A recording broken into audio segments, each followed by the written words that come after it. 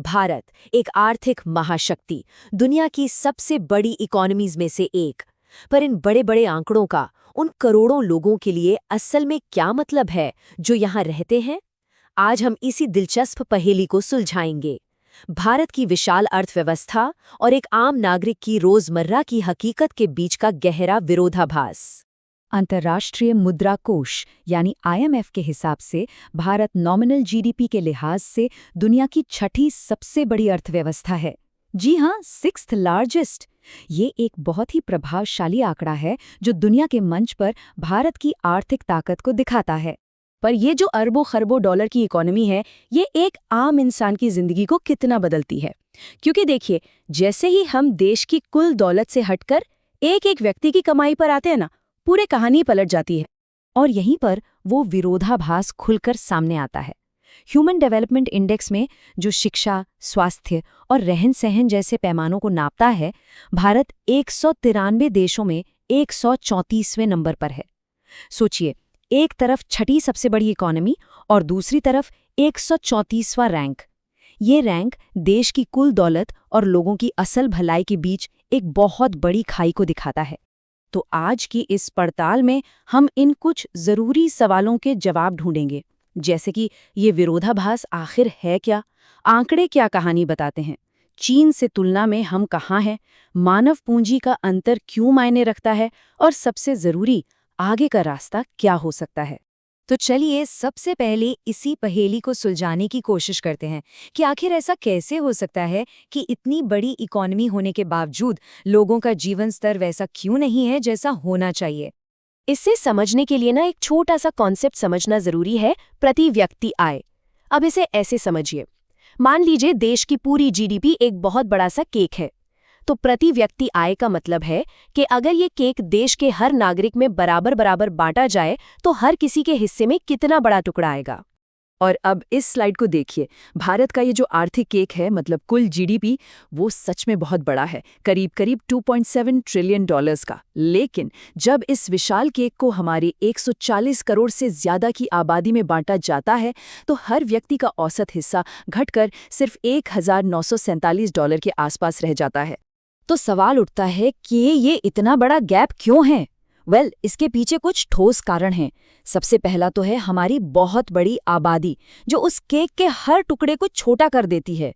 फिर आती है आय की असमानता, मतलब अमीर और गरीब के बीच की गहरी खाई। और साथ ही शिक्षा, स्वास्थ्य जैसे सामाजिक मामलों में हमारा पिछड़ापन भी इस समस्या को और गंभीर बना देता है। इस पूरी तस्वीर को और बेहतर ढंग से समझने के लिए चलिए एक तुलना करते हैं। भारत की कहानी की तुलना करते हैं एशिया के दूसरे दिग्गज चीन से। मजे की बात यह है कि दोनों ने अपनी मॉडर्न जर्नी लगभग एक साथ ही शुरू की थी, पर आज दोनों बहुत अलग अलग जगहों पर खड़े हैं। देखिए, 1940 के दशक के आखिर में दोनों देश लगभग एक ही जगह थे। 1970 के दशक तक आते आते दोनों ही देशों में काफी राजनीतिक और सामाजिक उथल-पुथल चल रही थी, लेकिन यहीं से रास्ते अलग होने शुरू हुए। और आज हम देखते हैं कि चीन जीडीपी हो, मैन्युफैक्चरिंग हो या सोशल इंडिकेटर्स, लगभग हर पैमाने पर भारत से काफी आगे निकल गया है। और ये जानना बहुत ज़रूरी है कि चीन की ये बढ़त कोई किस्मत की बात नहीं थी। 40 साल पहले दोनों की हालत काफ़ी मिलती-जुलती थी। सच तो ये है कि कुछ मामलों में चीन के हालात भारत से भी ज़्यादा ख़राब थे। तो सवाल ये है कि आखिर बदला क्या? इसका एक बहुत बड़ा जवाब छुपा है मानव पूंजी में किए गए निवेश में। मतलब अपने लोगों की शिक्षा और उनके हुनर पर कितना ध्यान दिया गया। यही वो नींव है जिस पर किसी भी देश की तरक्की की इमारत खड़ी होती है। अब जो चार्ट हम देखने वाले हैं वो इस पूरी कहानी का शायद सबसे ज़रूरी हिस्सा है। ये भारत और चीन की वर्किंग पॉपुलेशन के एजुकेशन लेवल को दिखाता है, और जो कहानी अब बताता है वो सच में चौंकाने वाली है। 1987 में भारत की 65%, जी हाँ, 65% कामकाजी आबादी ऐसी थी जिसके पास प्राइमरी एजुकेशन भी नहीं थी। वहीं चीन में ये आंकड़ा सिर्फ 20% था। ये ज़मीन आसमान का फ़र्क था। और आज भी 2018 के आंकड़ों को देखें तो भारत की करीब 28% कामकाजी आबादी बुनियादी शिक्षा से दूर है। तो मतलब साफ है, शिक्षा की ये जो कमज़ोर नींव है, इसका सीधा कनेक्शन हमारे विकास के विरोधाभास से है। जब देश की इतनी बड़ी आबादी के पास बुनियादी हुनर ही नहीं होगा तो आर्थिक विकास का फायदा सब तक कैसे पहुंचेगा? वो तो कुछ ही लोगों तक सिमट कर रह जाएगा। तो ठीक है, हमने प्रॉब्लम को तो समझ लिया। अब सवाल है कि आगे का रास्ता क्या है। इस सोर्स मटेरियल के आधार पर विशेषज्ञ कुछ ठोस कदम सुझाते हैं ताकि विकास का फायदा सब तक पहुंच सके। तो ये रहा एक 5 पॉइंट रोड मैप। पहला, देश में मैन्युफैक्चरिंग को जोर शोर से बढ़ावा देना। दूसरा, जरूरी सामान के लिए सिर्फ एक देश पर निर्भरता कम करना। तीसरा, बिजनेस और इन्वेस्टमेंट के लिए नियमों को आसान बनाना। चौथा, भविष्य की टेक्नोलॉजी में लॉन्ग टर्म इन्वेस्टमेंट करना। और पांचवा, टेक्नोलॉजी के लिए दुनिया के बेहतरीन देशों से पार्टनरशिप करना। जैसा कि आर्थिक सर्वेक्षण में भी कहा गया है, हमें सिर्फ ये नहीं देखना कि आज क्या सस्ता मिल रहा है, हमें दूर की सोच के साथ एक मजबूत और आत्मनिर्भर सप्लाई चेन बनानी होगी।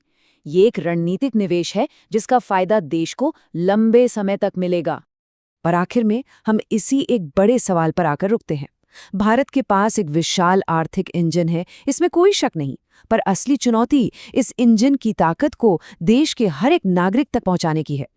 क्या भारत इस विरोधाभास को सुलझाकर एक ऐसी आर्थिक महाशक्ति बन सकता है जहां तरक्की का मतलब सिर्फ बड़े बड़े आंकड़े ना हो, बल्कि हर इंसान की बेहतर जिंदगी हो?